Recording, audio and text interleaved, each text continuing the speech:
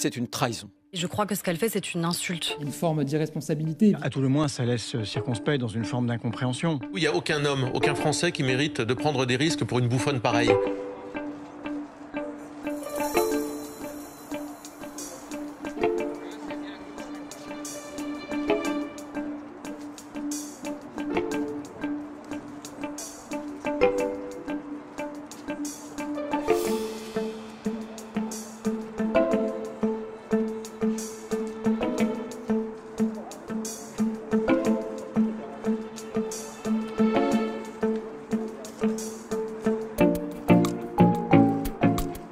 Évidemment que nous déplorons le retour de Sophie Petronin au Mali.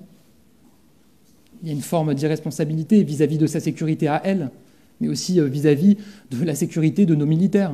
Je crois que ce qu'elle fait, c'est d'abord une insulte à tous les Français qui se sont mobilisés pour sa libération, à nos soldats qui sont engagés dans l'opération Barkhane en particulier. Donc je pense d'abord à nos soldats, je pense à leurs familles, puisqu'il y a des familles endeuillées.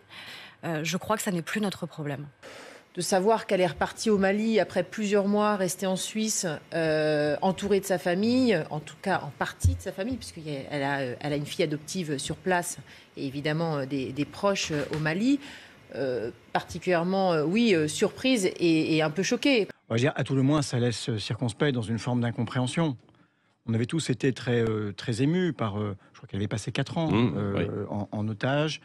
On avait vu son retour. J'ai compris qu'elle vivait mal son retour, en l'occurrence auprès de son fils qui vit en Suisse. Bon, j'ai besoin de comprendre. C'est une trahison. Trahison, vous dites. C'est une trahison. La contrepartie de sa libération, c'était une rançon. Je n'en connais pas le montant. Rançon qu'ont payé finalement les Français par leurs impôts. La contrepartie de sa libération, ça a été l'élargissement, la libération de 200 djihadistes. Il faut ramener cette dame à Paris ? Non, on s'en désintéresse. Et je vais même vous dire qu'elle prenne la nationalité malienne. Je crois que le mot irresponsable n'est pas suffisant. C'est de la folie, c'est de l'inconscience.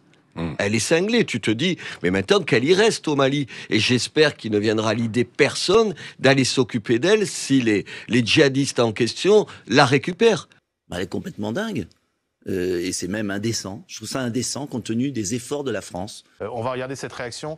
Voilà. Elle a été convertie par ses bourreaux. Nous l'avons tous subodorée en la voyant descendre de l'avion. Dommage que ça n'ait pas été dit à l'époque. Ça veut dire quoi, ça, Sébastien Chenu ? Ça veut dire d'abord que la France a fait beaucoup d'efforts pour libérer Sophie Petronin. Il n'y a aucun homme, aucun Français qui mérite de prendre des risques pour une bouffonne pareille. Elle veut vivre au Mali, elle veut vivre avec ses bourreaux, elle s'est convertie, elle est heureuse là-bas, qu'elle y reste. Ça ne doit plus nous coûter 1 euro.